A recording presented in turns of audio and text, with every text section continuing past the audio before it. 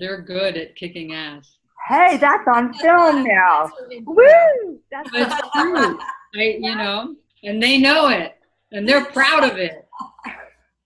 Yes. Okay, hi world. I love it when stuff like that happens.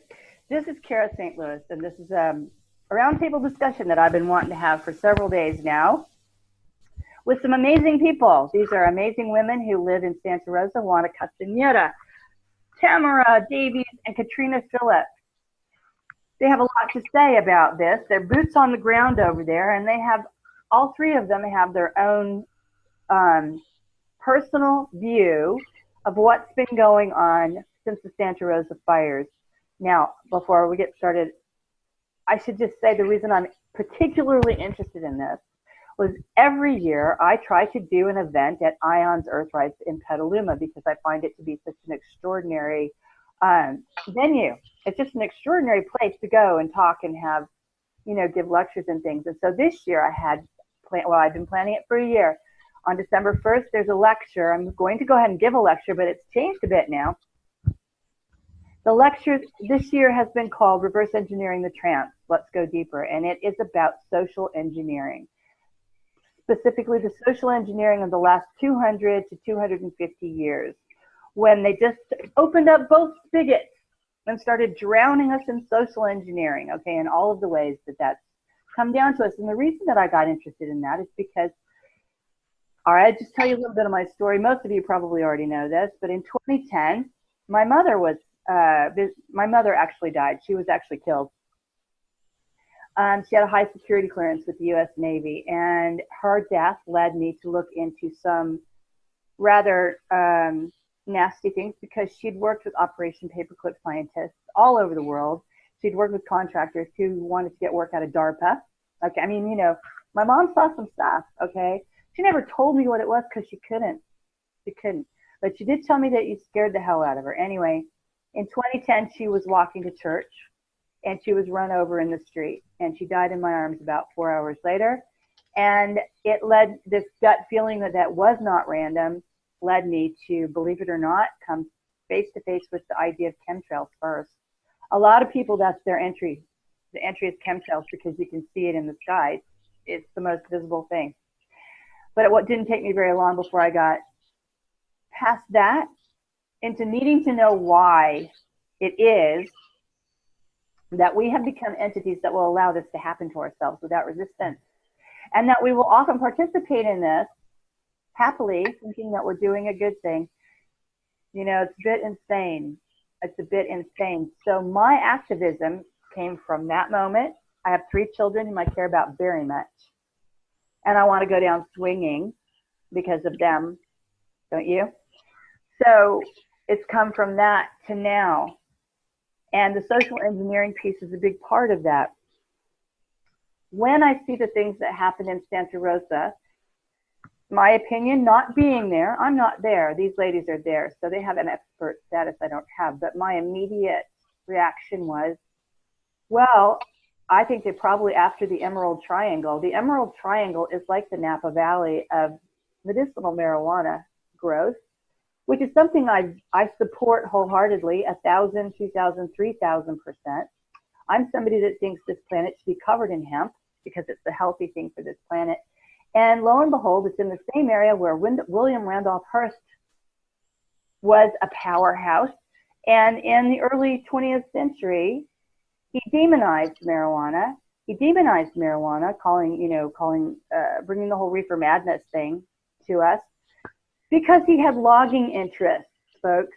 He had newspapers and he had forests to cut down, and he was not going to make any money if people used hemp for paper and things like that. And then, of course, the pharmaceutical industry got involved.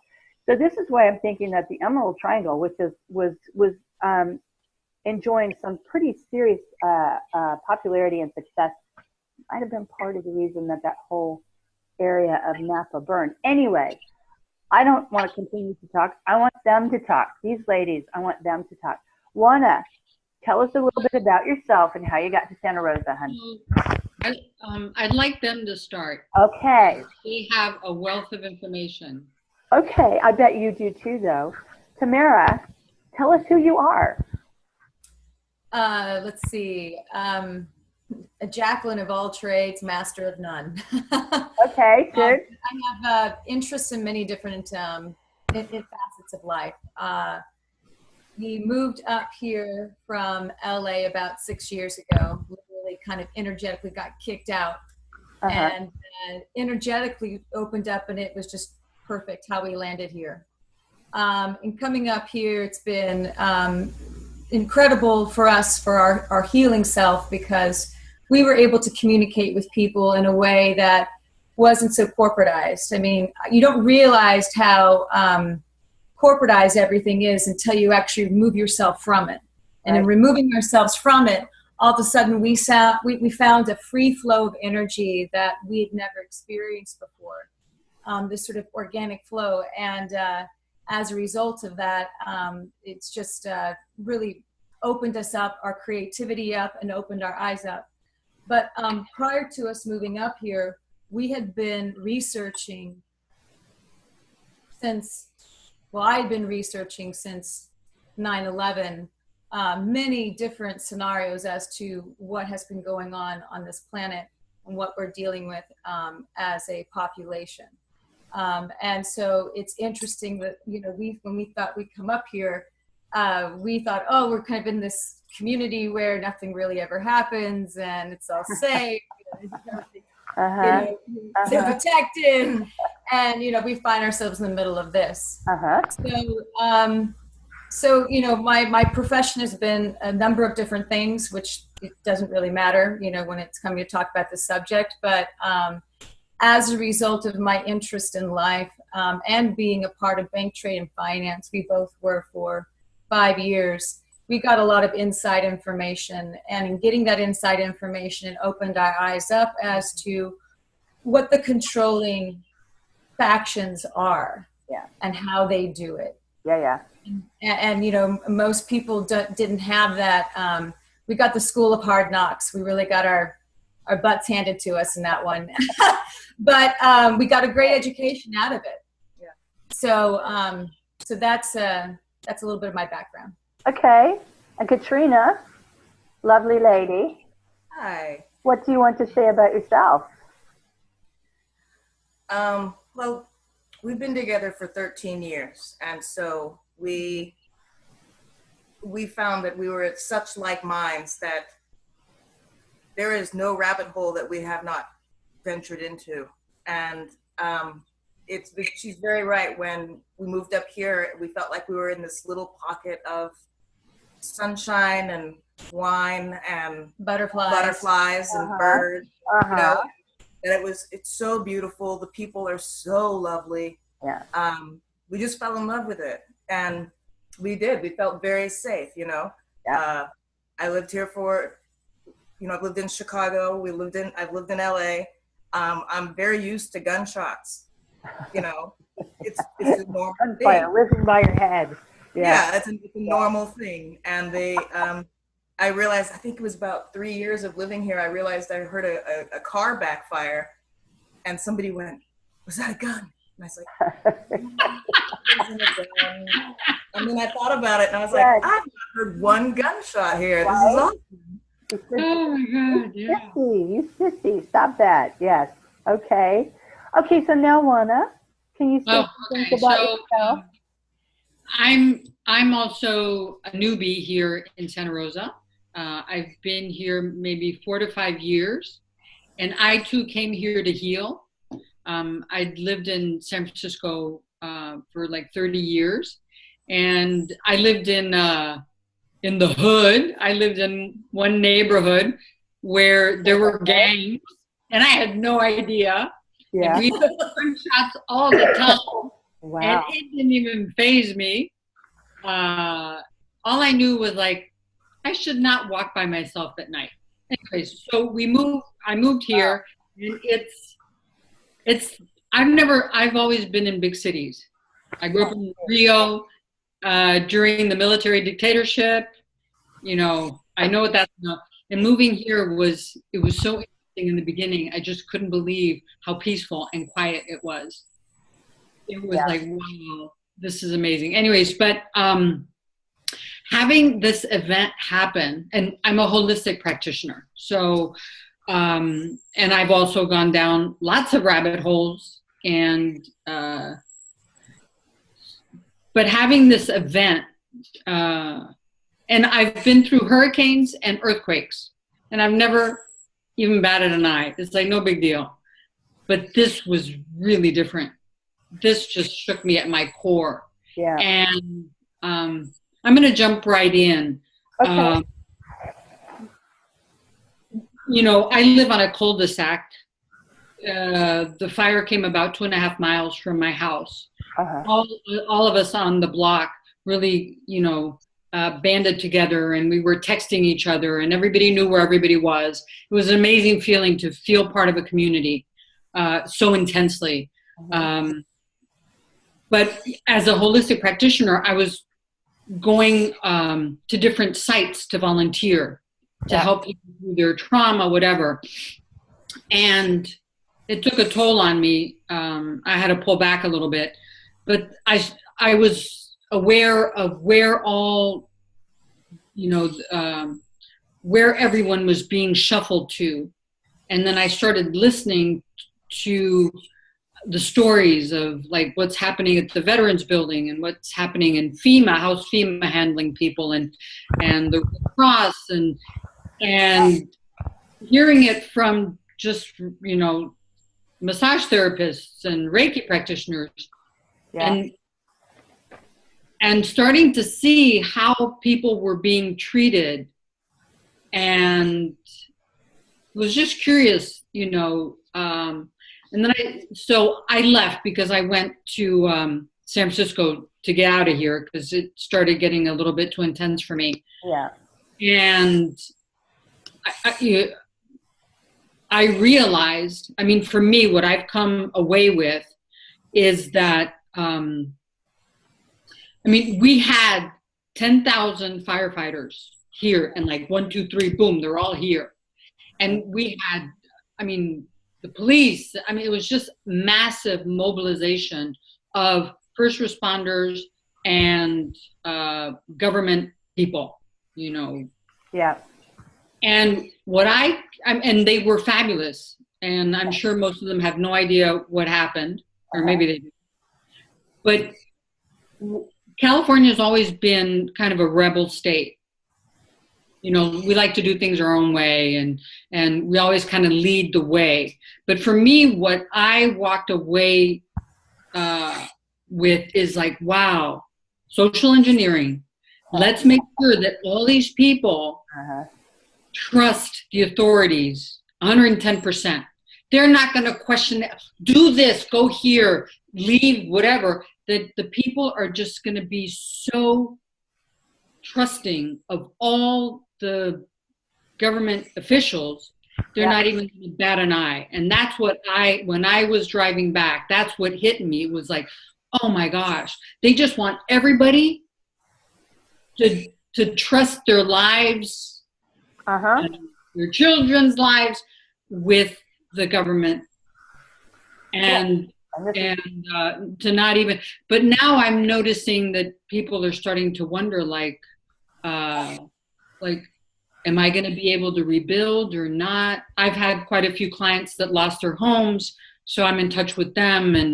And I mean, it's hard after such a traumatic event to really have your wits about you and to start thinking about the numbers and the, you know, the politics behind everything. And some people are just going to they're just going to do whatever they're told to do. And then a year later, they're going to be like, holy moly. What happened? Yeah. What the hell happened to my life? Yeah, there's something about fire. There's something about fire that makes it so much worse. I mean, you did talk about having been through hurricanes, and you guys have been through earthquakes and all of those sorts of things. But there's something about fire that's that much more traumatic. I know you know, Juana, I lost my house. My house was down. The day I finished writing The Sun Thief, which is the book that I wrote about my mother's death, my house burned to the ground. And it was just it was just one in a long series of, so there's something about fire, right? And this is called traumatology. This is a science. It's actually a science. So in California, we have been conditioned to yearly fires. Yes. And so everybody's conditioned, and we're going to have fires. We have fires every year, and that's I was going to swear. Right. That's not true. Or drought. We're conditioned to, we have droughts, and that's just part of living in California. Well, I used to believe that. I beg to differ. I don't think so. I think all these things are engineered, and they've been engineering this for years. So, at least 60, 70 years anyway. And the traumatology is 200 years in the making. That's the Tavistock Institute, actually.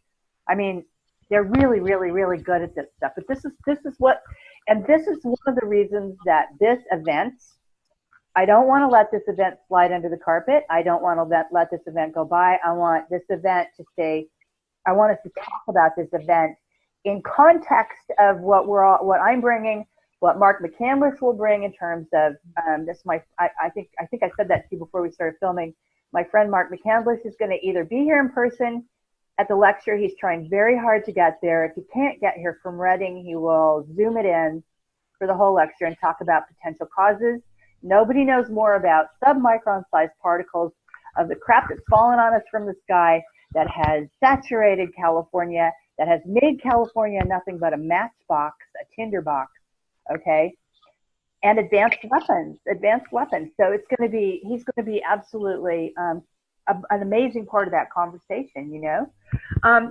So I know that the fire began. Yeah, let's say the fire began. The smoke probably started scaring you. It would have scared me. It must have been a tremendous amount of smoke.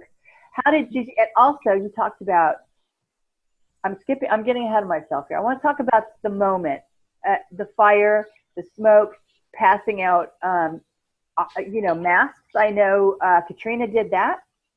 I don't know how the rest, and I know you said you were involved with some of the folks who were traumatized. What happened in the moments before you got evacuated? Katrina and Tamara, did you get evacuated? No, we did not get evacuated. It came very close to the evacuation line, and it would get a little closer, and then, so we were doing perimeter sweeps. We happened to be up that night. Yeah. So we were up at 1. We were walking a friend out to the car. Yeah. And Katrina had noticed the wind change. What time was it? About 11:30. Around 11:30. Then this hot burst wind comes through. Yeah. We asked our friend standing there. We said, "Do you get Santa Ana winds up here?" And she said, "No, it's not. This is not usual." She's from here. She's born and bred here. So then we noticed while we were walking out, the limbs from the redwood tree fell on our house. Right. And that was a clue that something was not right. Yeah. 2 or 3 came crashing down. Right. And then we walked out to the front, and that's when we saw the arcing of the wires. Mm-hmm. Wow. So there was arcing. Yes, that was going on across the street within an oak tree. And this was going on for hours, like 2 or 3, 4 hours. And so Kat had filmed that. And while we're watching that, we look over to our left. Yeah. And notice this red glow in the sky. And we're smelling smoke. And then we're getting hit with ashes. Right. Wow. So we jump into the car and we start doing a perimeter sweep, but we really can't see because we didn't go far enough. Came back around, sort of waited it out. And the next thing, Kat gets online, I get online. People are talking about fires in different areas. Yeah. Then we get back in our car and we go out again. We find out from our friend who went back to her place. Yeah. There was an actual house that did get set on fire from arcing in the wires. Uh-huh. The house is standing the way a house should be standing after a fire like that. I mean, it's not pulverized. There is actually a side to it. It burns on one side, and I mean, it looks like a normal fire. Okay, so that did happen. You mean unlike all the other houses that look like they're dust now? You mean the unlike? Oh yeah, we're unlike gonna the get to that. neighborhood, yeah. Okay. Exactly. So we get into the car and we actually do another sweep, and we go up the freeway. And did you want to take it from there as to what we saw on the car? Then we were going north on the freeway, and this is in between Steel and College. We're at College. One stop up, right in the middle there. There is a car, southbound lane, completely burnt out, melted. Like it was no glass, right? Nothing on the inside, just the shell. Engine block melted. Like, I mean, still smoking. Yeah. And there's no trucks, no fire trucks, nothing. Yeah. You know, nothing around it either is on fire. No. Okay. Okay. So now I want to say, how stupid do they think we are? Oh, and it was about 100 yards away from a propane company, which is fine. Which happened to be, what would you say, how many yards away from that match box out there that we had? The wood chips? Wood chips that they were lying down. Oh. The flammable wood chips. Oh, that's right. The wood chips. Yeah. There was wood chips that have been put down throughout the city in the last month. Are you serious? Yeah. And usually those are fire retardant. You know, they should be. They should be. Yeah. That's what they're there for, right? Yeah. Well, there was one towards over behind our yard. There's a wall because it's a freeway entrance. Well, I noticed during our sweep that there was still a huge pile that hadn't even been laid down. I went out there, we measured it. It was about 10 feet high, 17 feet long. Yeah. And I grabbed, handfuls, brought it back here. Oh, that's good. Yes. Lit up like a match. Unbelievable. Unbelievable. And they spread that everywhere. And that was in a huge pile. So we had the propane on one side, the car burning in the middle, and then the wood chips on our side. Yeah. All those things happening in that particular area where we live. So the wood chips were fine, but the car melted. Yes. Just saying. Thank you for that. That's brilliant. And we have pictures of this. You don't have to take our word for it. We took pictures. We took pictures of everything. Mm-hmm. Okay, great. So you've done a perimeter sweep. You're paying really good attention to what's going on. You're gathering some evidence. You guys do kick ass. I think Juana was right. Juana was really right about that. Juana got evacuated. So, and I remember this because I was going, we have a lot of mutual friends, but I'm in London. I said, okay, so where's Juana? Where's Juana? Is Juana still there? So the Monday night, around 9:30, 10, I go outside and the wind is crazy. I mean, there was no wind and then there's a ton of wind. Yeah. And I go outside, I'm like, I love to swear. Anyways. That's my favorite thing. What's wrong with this? This is so strange. But anyways, go to bed.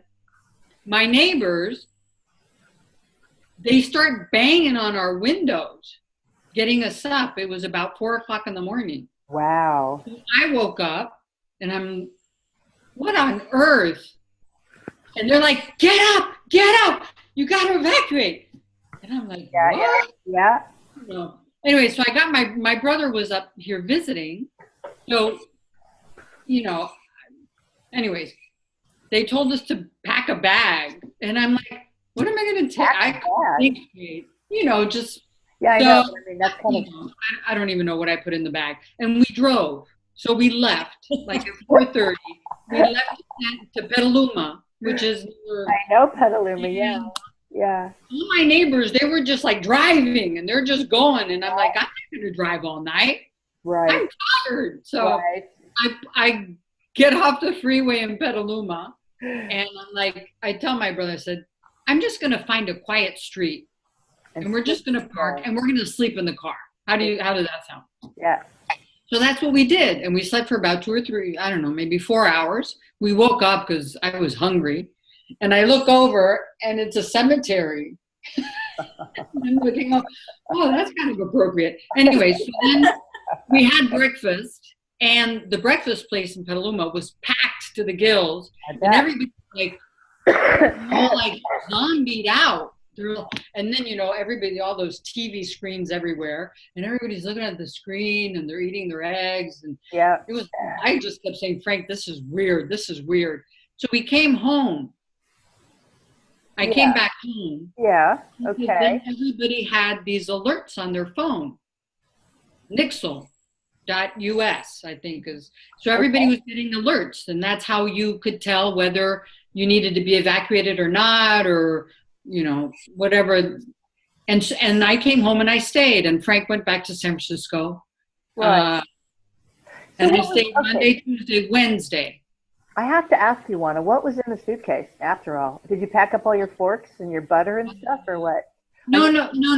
Okay. I don't know. But when I finally got the notice,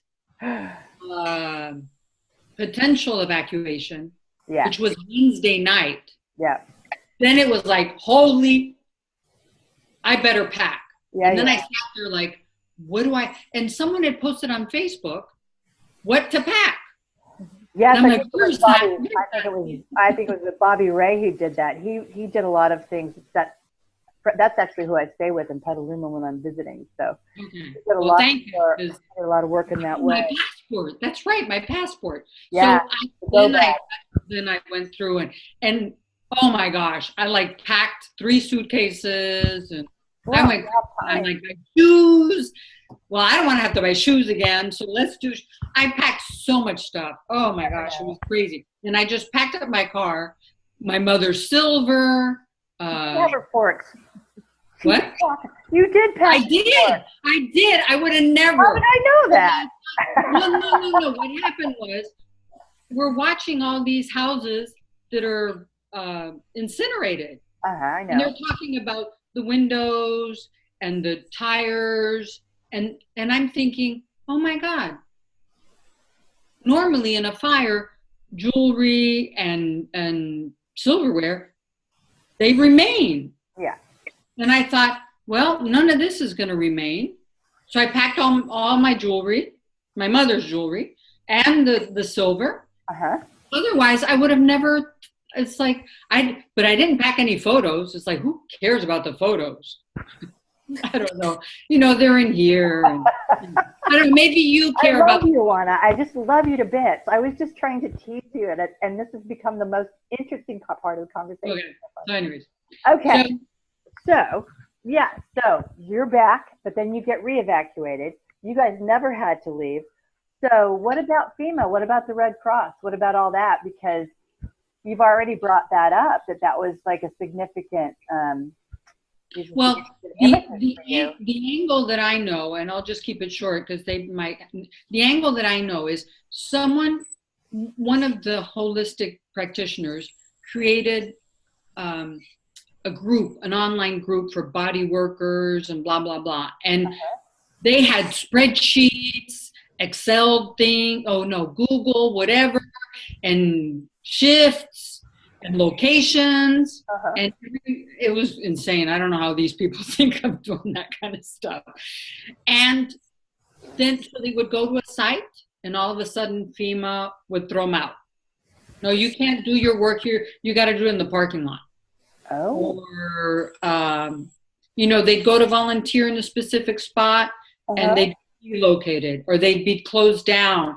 And so that's what I noticed. I noticed the healing community, how they were being shuffled around. And so I ended up going to Forestville, which is, I don't know, half an hour from my house, to volunteer. Yeah.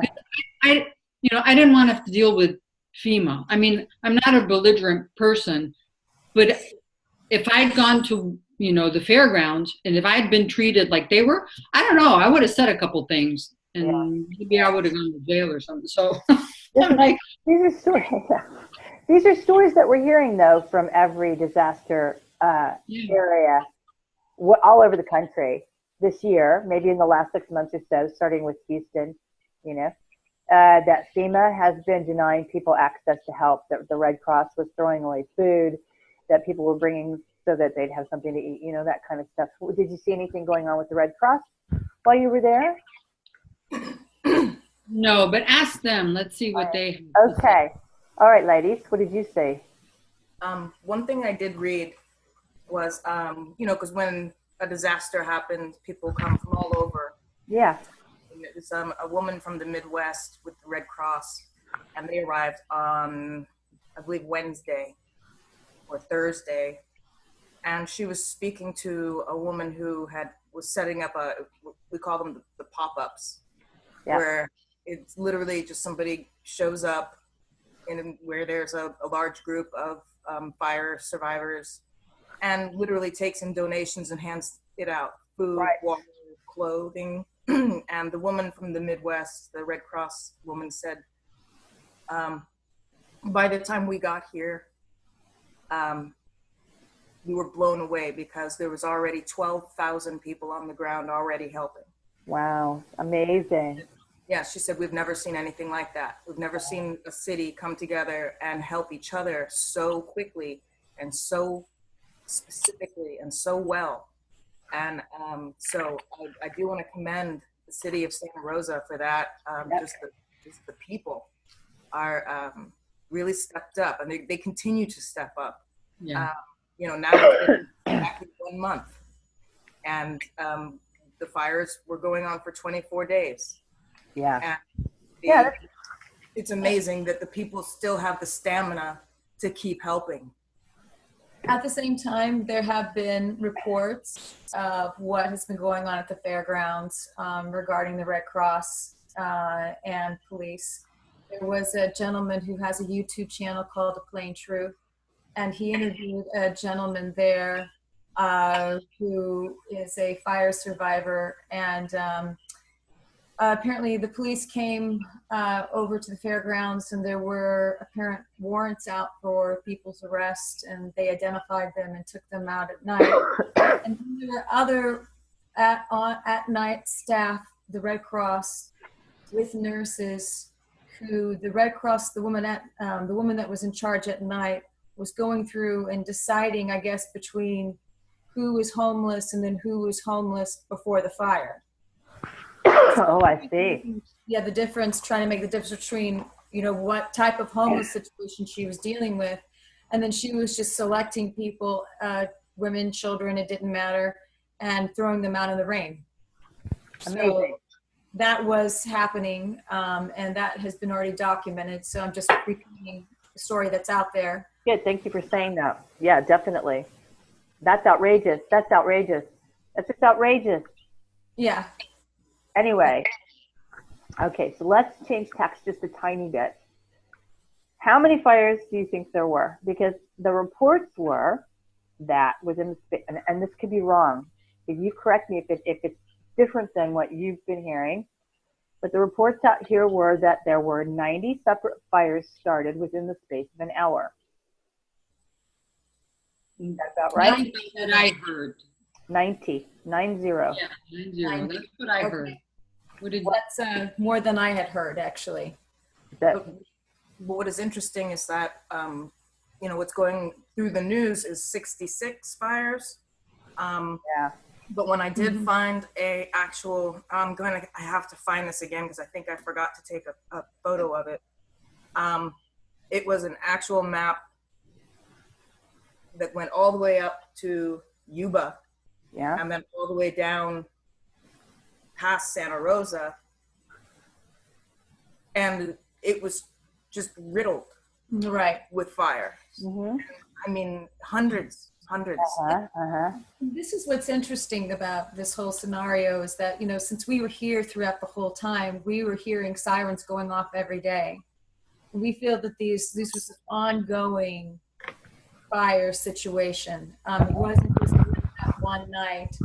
There were other fires that were continuing to be lit. Mm-hmm. And I want to spontaneously. Spontaneously. And I'd like to back up with what Juana said. I know we haven't been able to really go there just yet, but with social engineering. I absolutely 100% concur with her that that's what's happening here, because you have to look at who benefits and then work your way backwards, reverse engineer it. That's right. And when you're talking about the whole, this being the weed triangle, and the fact that we also have many wineries up here that would be, it'd be amazing amount of land to be able to have, and that's an amazing amount of power to have in the industry about that. And then, of course, you have what's going on with the resilient cities and Agenda 21, or Agenda 2030, whatever people want to call it right now, and what's happening behind that. So there is so much social engineering happening, and I was seeing the push at City Council when I happened to go there, and it's public knowledge, so it is recorded, but I also recorded it as well. And the push was to push the Resilient Agenda 21 city forward. And what's really interesting is if you look almost immediately, and their biggest question was, does the land, or does the homeowner have a vested interest to be able to illegally rebuild on their land again? Right. And it was literally like a public meeting of having the mayor and the council talk to the supervisors and their attorneys, sort of deciding what people's fates are. People had 3 minutes to come and speak. And, in these 3 minutes, most people don't know this, but you're not allowed to, if you can ask them questions, they're not going to respond back to you. They don't respond back to you.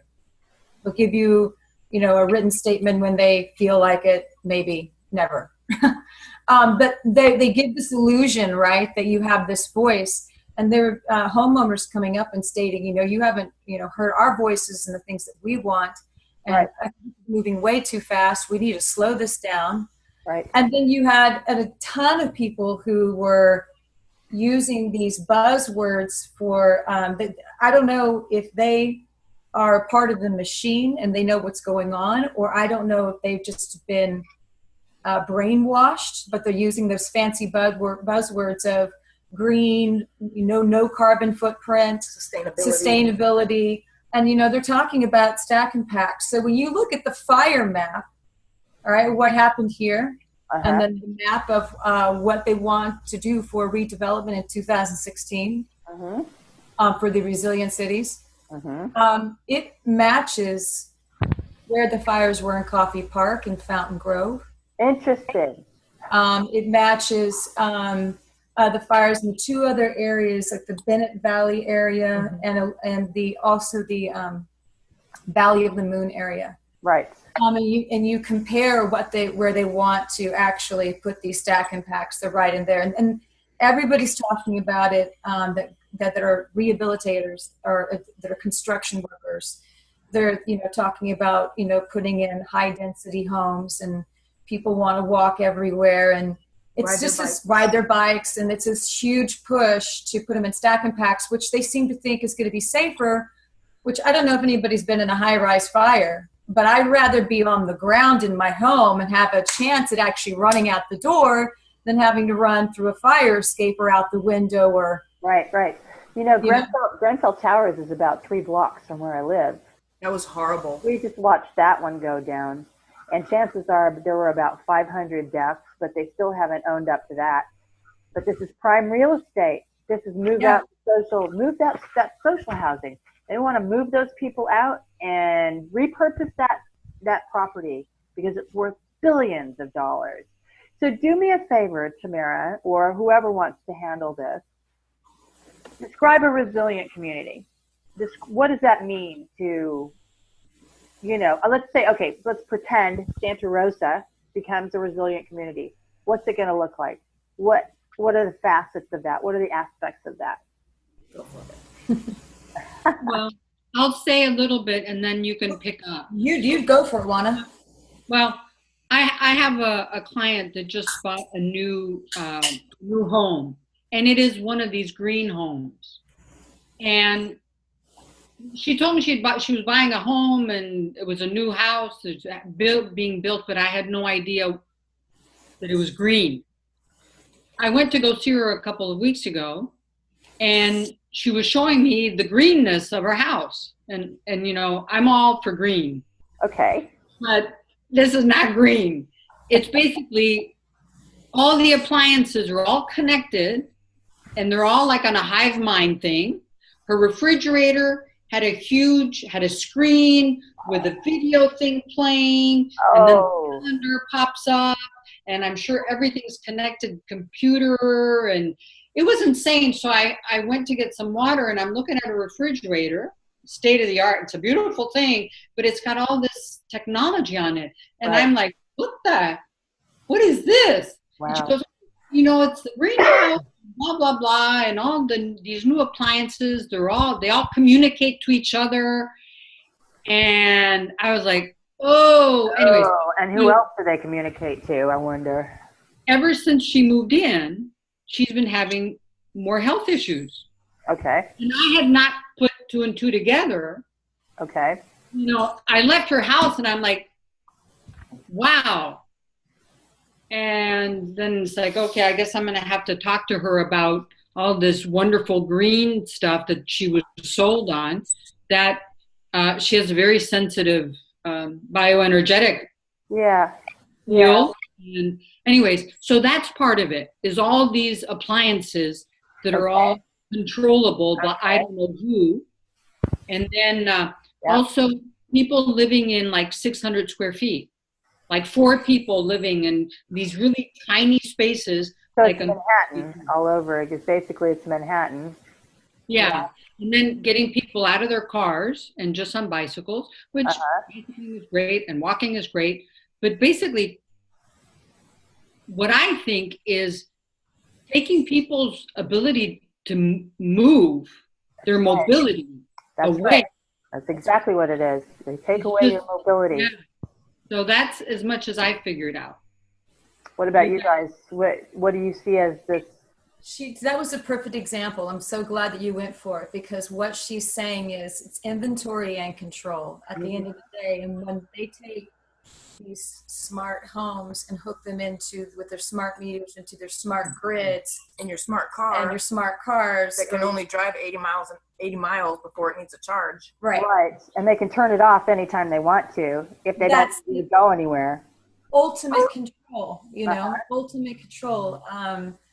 Forget what video I saw a while back ago where a spokesperson for Google, but she had a tattoo on her wrist. Oh, yes. Yeah, right? And she's trying to sell this as the new superhuman power. Yeah. And the superhuman power is that with this tattoo, she's able to scan and get into anything that she needs to get into her smart home. She didn't call it that, but basically that's what it is, to be able to identify her and identify. It's all about hooking into this particular grid, so that way they can control everything and monitor everything that you do. But behind this is the bigger thing that eventually, hopefully, people will start talking about. The first robot citizen got sworn in. I saw in Saudi. Is that the one you're talking about? Yes. That's frightening, isn't it? Share with them what it is that this robot had stated a year ago. A year ago, when they brought her to the public for the first time. Yeah. They were interviewing her. What do you think about the relationship between humans and robots and AI? And she said, and she even did this in Saudi Arabia too. She said, you humans are very programmable. We're going to put you in zoos. Did she say that? And then they pulled the plug on her and laughed. Oh, she's just joking. Isn't she funny? Did you guys read, just as a sidebar, did you read that the theme of Burning Man next year is iRobot? Oh, wow. Whoa. Yeah, sure is. How you like that? Okay. Thank you for that scary piece of business. I hope that Santa Rosa if the citizenry of Santa Rosa was cognizant enough and awake enough to stand up 12,000 strong during the fire. Hopefully they can all stand up together and stop this complete assault on your sovereignty, because it sounds like this is the leading edge. It sounds like the leading edge for a big old rollout. So, so Santa Rosa needs to maybe, it's easy to say that, you need to do this and you need to do that, especially since people are, walking around, they're sleepwalking. And when the fire's not shocked and they're cold. 5,000 people lost not 5,000, 5,000 homes were lost. Yeah, and so that's the time. in Santa Rosa. Yeah, exactly. Up in Tibbs, there was 400 ruined, and you know what I mean? 22,000 people evacuated, some of them for the full 24 days. And, where did they go? Where did they go? They're going to be desperate pretty soon. Yeah. Well, but being in these types of pressure cookers and people coming together and talking about it also flips people, where some people would be more complacent. Now, all of a sudden, it's happening in their area. Right. They were involved somehow, and they're starting to ask more and more questions. So it's really a matter of all of us coming together, continuing to talk about this and to discover where this source is coming from. Yeah. I think a lot of people in this group here has a good idea. Yeah. A number of different things, but including.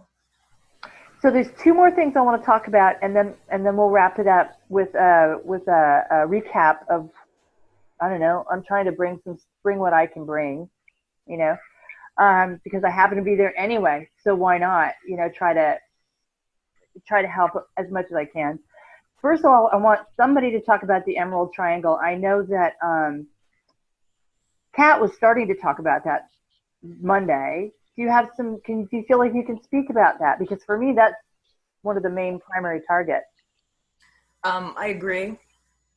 As I said, I think that it's the reasons for all of this is multi-level. The cannabis industry, as you know, is gone legal. It's not medicinal anymore. Right. So people have to pay out the nose for these permits, and a lot of people who you have to give your fingerprint to the DOJ. Wow. Tell them exactly where you are, how many plants you have. They are all going to be tagged. Right. The government is going to know from the start to finish exactly what's going on. A lot of people who actually put up money for permits before the paperwork went through, they got busted because they'd already paid the money. Yeah. And it doesn't matter.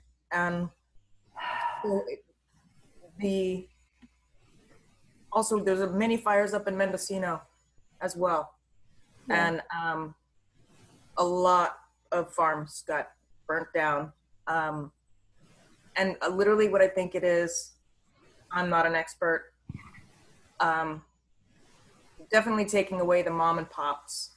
They're definitely trying to clear out the bigger farmers that are still hidden. They're definitely making room for Monsanto. Yes. That's going to be another fight that we have up in Northern California. Yeah. The government, Jerry Brown had just signed some legislation that allowed those different growers in different counties to establish appellations, just like the vintners in Napa Valley, which would raise the artisanal credibility of these individual growers to a truly respected level. It puts them on a level with the vintners as opposed to on a level with the smack dealers, down in the hood. So that was it's very kind of upsetting that people are being able to, if you have the money to begin with, to move into an industry that previously you have no knowledge of. Right.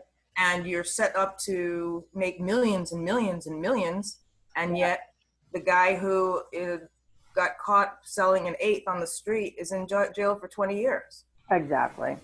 I mean, it's absolutely ridiculous. It's outrageous. So pirating, that's what's happening, and I do agree with Katrina and with you I mean, they're all connected, you know, between these wineries that went down, between the weed, you know, what's happening in people's homes. It's like we were talking about, a multi-level attack and effect.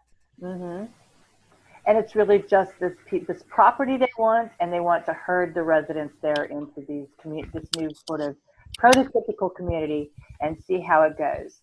And that really can't be allowed. You know, it really can't be allowed.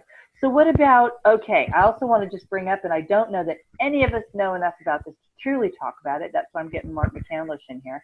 But the rest of the world has been reading that the directed energy weapon technology has been awarded, you know, manufacturer testing and all those sorts of things to several companies around Santa Rosa. And it wasn't very long before people taking a look at these fires from the sky said, you know what, that's some kind of directed energy weapon, because it's making straight lines. And on one side of the straight line, there's no burn. And on the other side, it looks like 9/11. It looks like the towers that came down, and it's just dust. And this goes back to that car that you were talking about, the car that melted and the wood chips that didn't. These are directed energy weapons. Once again, how stupid do they think we are?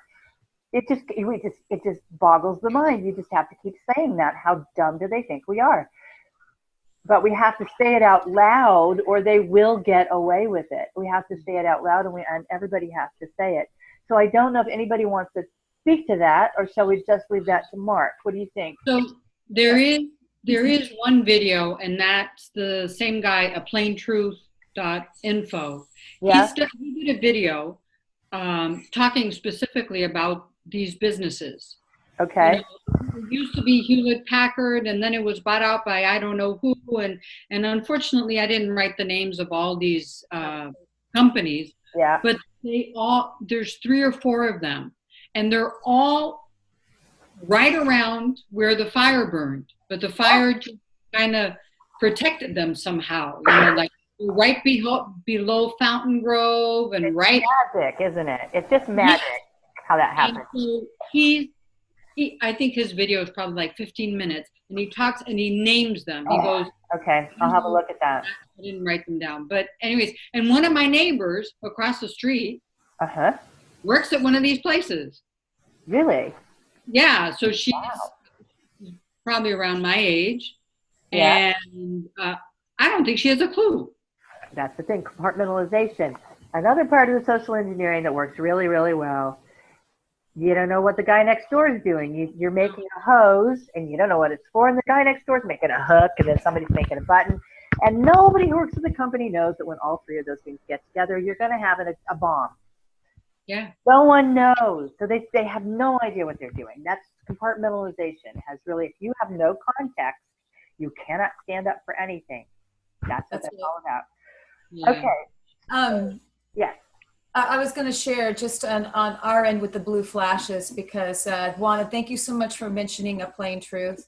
That guy is really fantastic, and he puts out really good information. So very reliable, and you'll be able to see in his commentary too how many people speak of these blue flashes. But there are 2 people that we know of that saw blue flashes as well, and one in particular is kind of a special story. Well, we had one friend who, his place was in Coffee Park. Did you want to tell that story? Oh, I'll tell from coming from Monterey. Okay, all right. Go ahead. Okay, we had one friend in Coffee Park. Their house managed to not burn down. Everything else burned down around them. And one of the guys that lived there was outside on the deck. And he said that he was out there playing his guitar, just kind of, you know, chilling out.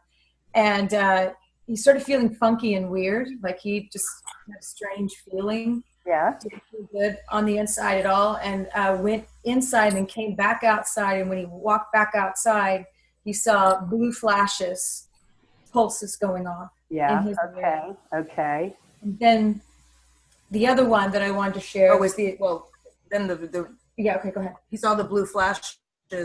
He was like, that was really weird. He was like, I'm going to go to bed. And then he said, wait a minute. That was so weird. I need to go check and see if it's still happening. He walked back out. Everything was on fire. Yeah. that quickly. That fast, yes. So, I mean, there's another one of our friends who was driving from Monterey to Santa Rosa.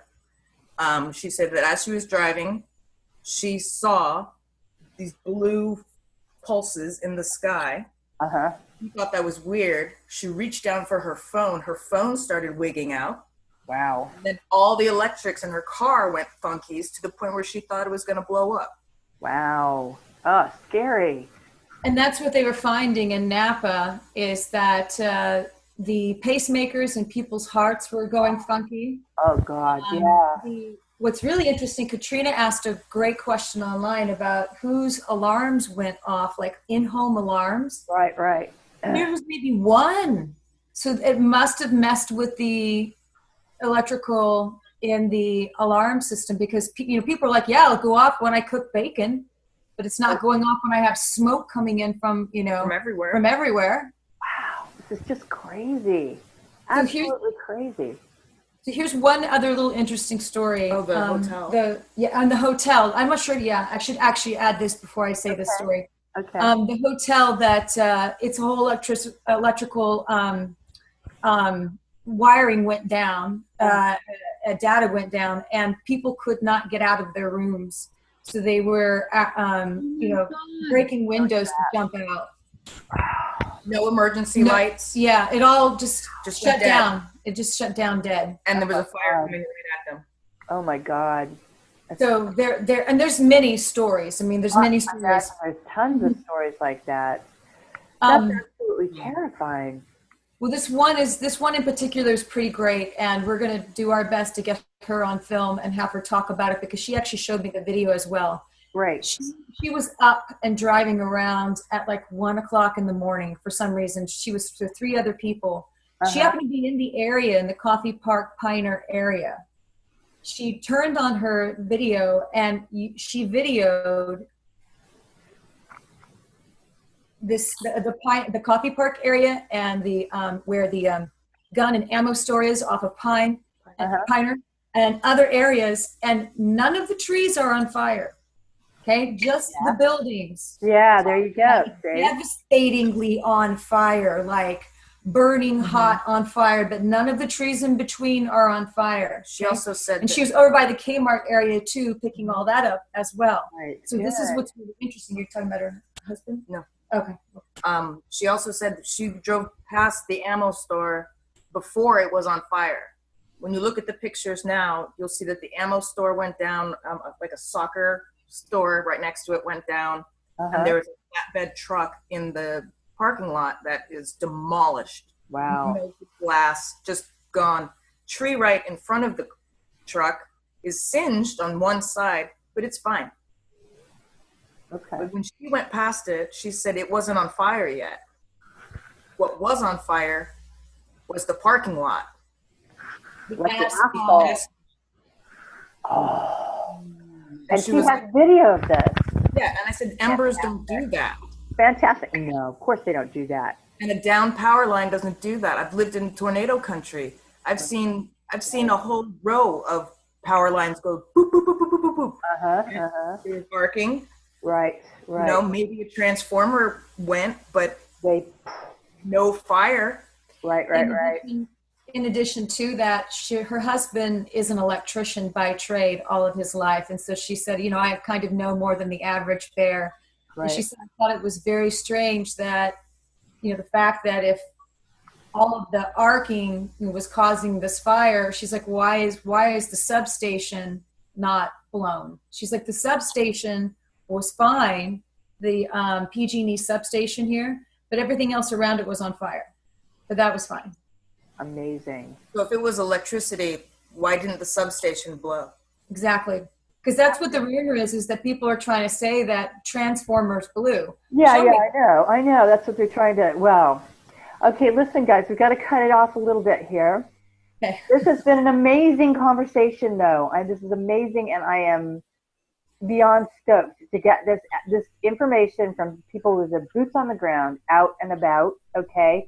My aim right now is to continue to put a face on this, because it's going to get swept under the carpet. No one is, it's going to be very quickly the case that no one can put together 1 + 1 = 2 when it comes to having to fight off this, this community that may be descending on, I mean, it's going to happen really, really fast. And people's attention spans have been trained to be quite short. And the people who are in the middle of this are overwhelmed. They're in need. As you said, they're cold, right? So it's my aim to continue to try to put a face on this.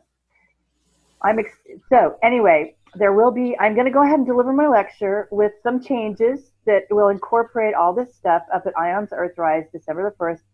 As you guys all know, I'm not charging for that lecture. I'm just fundraising to cover the cost, because I want everybody to be able to come who wants to come and listen to the lowdown, the freaking lowdown on social engineering, and just get in the same room, see the point A to point B, get a little bit of the timeline, maybe hear what Mark has to say about potential causes, stuff like that. Then the next day I'm doing my workshop, which is I was going to do that anyway, which is the Sovereign Imagination Studio. I've been traveling around and also doing this online. This is going to come as a shock to you guys, but our thoughts are not our own. It's news to you, right? Okay. Anyway, I have a workshop that addresses that and addresses it well. So that's what the workshop part of it is about anyway. I can't thank you enough. I can't thank you enough for being part of this effort, for helping us all kind of try to piece it together. And hope maybe we'll get back together again before I get there. I don't know. If something comes up, you guys message me, will you? If something you want to talk about that you think deserves some airtime, just let me know and we'll get back on Zoom. Yeah? Absolutely. Okay, absolutely. Okay, I love you all. You're vicious, brave women. Thank you. Okay. Fierce girl. Okay, bye. Bye. Bye, Ronna. Thank you.